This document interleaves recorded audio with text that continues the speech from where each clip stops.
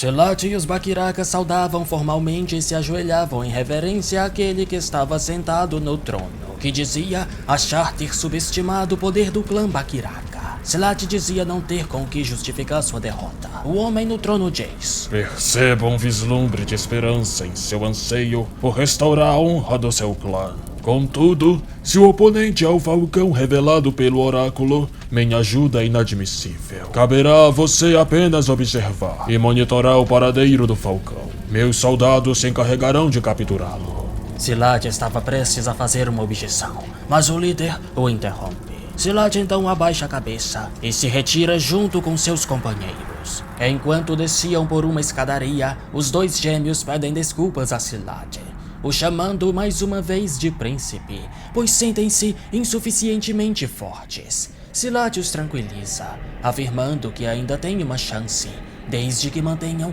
os olhos fixos no Falcão. Ele começa a olhar ao redor e comenta sobre a estranha e perturbadora vista. Este castelo e toda a cidade estão impregnados de sangue e corpos. Parece uma terrível maldição. Um dos gêmeos acrescenta que também ouviu de alguns homens que a cidade está envolta em uma névoa densa, com criaturas estranhas vagueando por aí. Silat inicialmente considera isso impossível, mas logo lembra das coisas impossíveis que tem testemunhado ultimamente. Assim, ele não pode descartar nada. Durante a conversa, eles revelam que sua missão é alcançar a reeleição como imperadores, algo que tem sido o desejo do clã Bakiraka por muitos séculos. Caso percam essa oportunidade, seus descendentes serão obrigados a vagar por terras desconhecidas sem propósito. Por essa razão, eles continuam seguindo as ordens daquele homem, Ganishka, a quem chamam de o Imperador do Terror. Ganishka era carregado por homens até a Torre da Ressurreição. Sobe as escadas até o andar mais alto, entra em um quarto e se encontra com Charlotte, que estava presa lá, junto de sua criada favorita. Ganishka ordena que seus homens se retirem e levem a criada com eles. Então, ele fica sós com a princesa. Ele pergunta se ela já se preparou. Ela finge não entender, mas Ganishka diz que ela sabe muito bem que ele estava falando sobre ela dar à luz ao seu filho. É comum no pós-guerra. Se você deseja se tornar a rainha de uma nação, você deveria saber disso. Se você pegar minha semente, então meu império pode cuidar de vossa nação sem precisar mais de guerras. Você não quer mais seu povo morrendo, não é? Ganishka diz. Apesar das hesitações de Charlotte e de sua voz trêmula, Ganishka a tocou nos ombros e afirmou que não era um monstro. Afinal, até lhe deu um tempo para se preparar. Em seguida, ele a empurrou na cama, se aproximando dela. Aquela imagem faz a mulher lembrar do dia em que seu pai a tocava. Ganishka baixa o vestido de Charlotte e a segura nos braços. Então ela grita e chama pelo nome de Griffith, o que deixa o imperador confuso e curioso. Ele percebeu uma imagem de Griffith feita com tricô ao lado da cama, bem como outras imagens similares espalhadas pelo quarto. Ele se perguntava se Charlotte era amante do Falcão. Seu riso sinistro revelou suas presas não humanas, e ele achou a situação interessante. Então se retirou. Sem a presença de um rei, conquistar essa nação não foi um desafio significativo. Mas a guerra estava me entediando. Eu pensei que poderia me divertir explorando o corpo daquela garota. No entanto, por ela estar de alguma forma conectada ao Falcão, a manifestação do Falcão representa a transformação do mundo. Todos que migram sentem isso instintivamente. Seguir o Falcão é a melhor escolha para nós não-humanos. É como seguir um deus. Porém, eu sou o poderoso imperador do Império Kushan. Sou aquele que governa o maior império desta terra. Não vou desistir. Mesmo que esteja ensanguentado e imundo, este mundo é meu. Serei o demônio que reinará neste mundo impuro. E se for necessário, enfrentarei até o próprio Deus. Silat e seus seguidores chegam à entrada do castelo, encontrando o portão aberto e alguns guardas caídos. Subitamente, uma sombra emerge da névoa atrás deles. os gêmeos percebem a ameaça e partem para o ataque, porém, a sombra salta habilmente, esquivando-se dos golpes. Silat arremessa uma de suas argolas cortantes, mas a sombra desvia e aterrissa no chão. Foi fácil surpreendê-los. Os Bakirakas realmente não são tão bons. Ele provoca, revelando-se como Rakshas. De repente, uma cavalaria liderada por Locus atravessa o portão e passa por Silat a máxima velocidade. Rakshas começa a fugir pela área e provoca os Bakirakas, quase como se quisesse que eles o seguissem. E eles o fazem. Enquanto observava seus crocodilos humanoides devorarem as mulheres prisioneiras, Ganishka recebeu a notícia de que o castelo estava sendo invadido. No entanto, ele já estava ciente disso. Os arqueiros do castelo tentaram deter a cavalaria de Locus com suas flechas, mas isso não os impediu. De repente, os arqueiros também foram atingidos por flechas. Arvine e seus homens estavam posicionados em uma torre mais alta. Os soldados que tentavam enfrentar os cavaleiros de Locus foram rapidamente esmagados. Não serviram de nada. Como eu imaginava. Soldados humanos não conseguem lutar contra apóstolos. Refletia Ganishka. Então, ele diz para um soldado: Faça-os entrarem no interior do castelo. Deixe-os se encontrarem com os Dakas. Locus e seus homens continuaram avançando pela área até se depararem com um exército de monstros. Ele os olha com atenção. Seus dentes, suas bocas, seus chifres, isso é, começava a dizer, até que o Imperador do Terror aparece e completa.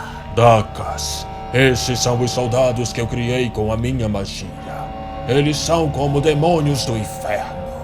Locus se identifica e pergunta diretamente se está falando com o Imperador, que prontamente confirma e o acolhe com boas-vindas. Locus então faz uma pergunta, não como um inimigo, mas como um apóstolo.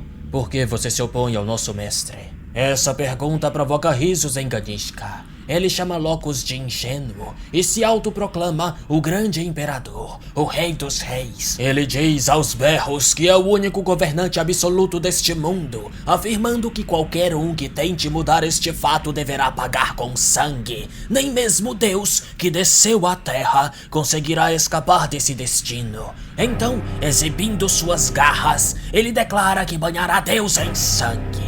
Locus, furioso, o chama de insolente. Enquanto isso, Rakshas escapa pelos telhados, com os Bakirakas em seu encalço. Silat percebe que Rakshas está tentando levá-los a algum lugar específico. Eles chegam a um santuário e decidem entrar. No local, de um lado, avistam alguns soldados e do outro, alguns guardas mortos. Seguindo o rastro de morte, eles se deparam com uma cena completamente bizarra. Inúmeras criaturas estão acorrentadas e conectadas a tubos através do que parece ser um cordão umbilical em suas bocas. Uma mulher nua é jogada em um buraco contendo uma espécie de líquido, onde ela se afoga, rasgando seu ventre de dentro para fora. Um bebê grotesco emerge. Essa criatura é capturada por monges e colocada em uma gaiola, juntamente com outras iguais a ela. Silat fica completamente chocado com o que vê. Nesse momento, Rakshas se revela e comenta: Interessante, não é? Eles estão usando apóstolos para criar criaturas demoníacas. O interior do corpo de um apóstolo é conectado ao mundo astral. Eles estão mantendo essas criaturas vivas e envoltas em um líquido amniótico. Ao jogar uma mulher grávida ali, ela se torna receptora do espírito demoníaco. E assim, as crianças demônio nascem. Silat questiona Rakshas sobre o que mais ele sabe. Rakshas responde: Vou contar apenas uma coisa. O seu senhor é o verdadeiro rei dos demônios. Ele não é humano.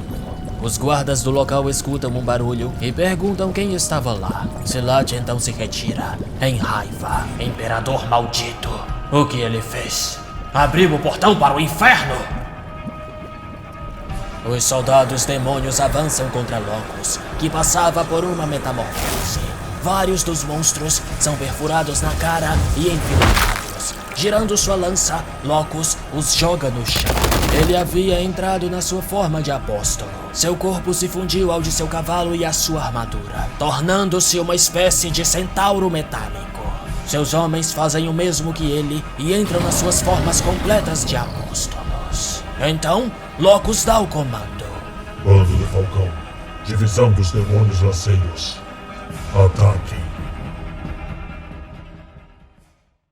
Muito obrigado por ter assistido a mais um episódio. Se puder, quiser e tiver coragem, mande um pix de qualquer valor para ajudar com o projeto, que teu nome aparece no final do próximo episódio. Novamente, apenas se quiser patrocinar o projeto. A chave tá na tela e escrita na descrição. Vou deixar no comentário fixado também. Seu like já é uma colaboração tremenda. Enfim, vamos aos nomes dos últimos patrocinadores. Luan Santinélio, Eustáquio Francisco Souza, Roberto Augusto Lopes, que é o nome dourado pelo maior valor, obrigado. Pedro Z. Walter, Lucas Emanuel Barbosa, Rian Pimentel Santos, Vinícius Emanuel Rosendo, Patrick Della Via, Lucas Pavanelli, Gustavo Cravetzes, Assumpção, Guilherme Augusto Beltrame, Pedro Z. Walter de novo, Vitor Cavalcante, Francisco Jadson Souza de Assis, Tiago Issão Caneco, Rian Pimentel Santos, Murilo Jinkiti, Rado Mizutsu, Patrick Della Via de novo, Gustavo Augusto Feliciano, Celso Rodrigues da Costa, Marcelo Augusto da Silva Pereira, Rafael Adler Dantas, Johnny Gustavo Lima, Henrique R. Simões, Velder Rodrigues de Lima, Vitor Correia